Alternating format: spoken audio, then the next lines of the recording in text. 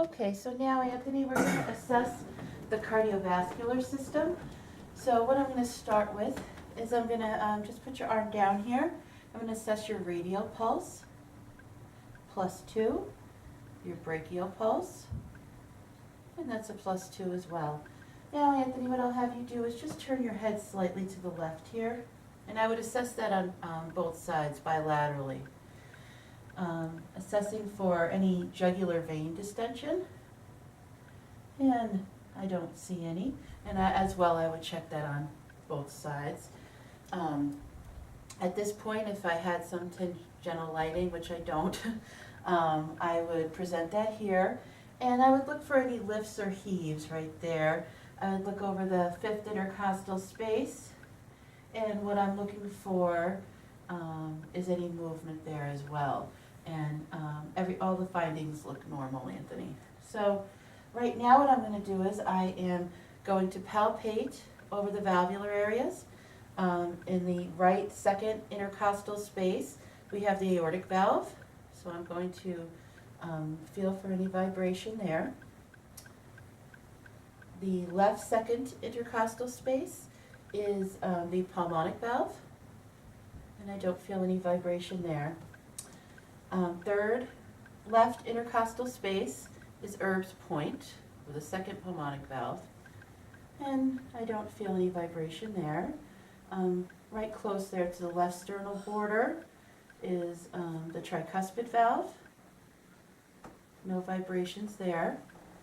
And then fifth intercostal space, mid-clavicular line, mitral valve, side of the apical pulse, and no vibrations there, so very normal. So now what I'm going to do, Anthony, with the diaphragm of my stethoscope, I'm going to auscultate heart sounds.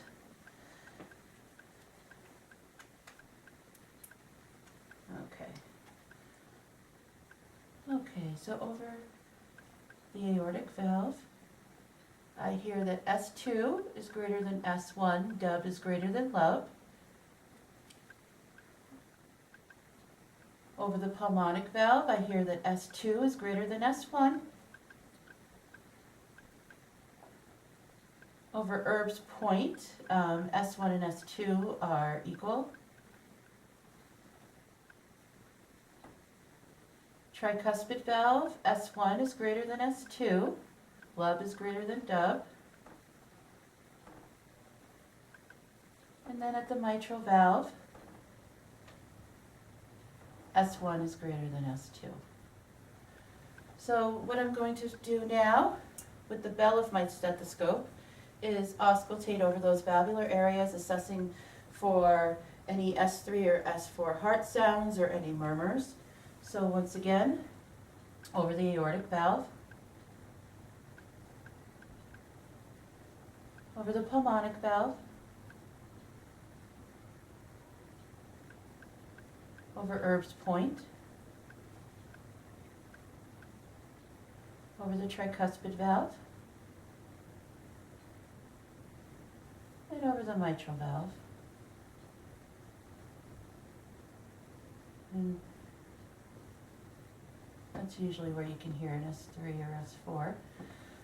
I would turn the patient on his left side and assess his tricuspid and mitral valve for any murmurs, because they can be brought out in that position. As well, I would have him sit up and lean forward and then further assess his aortic valve and his mitral valve.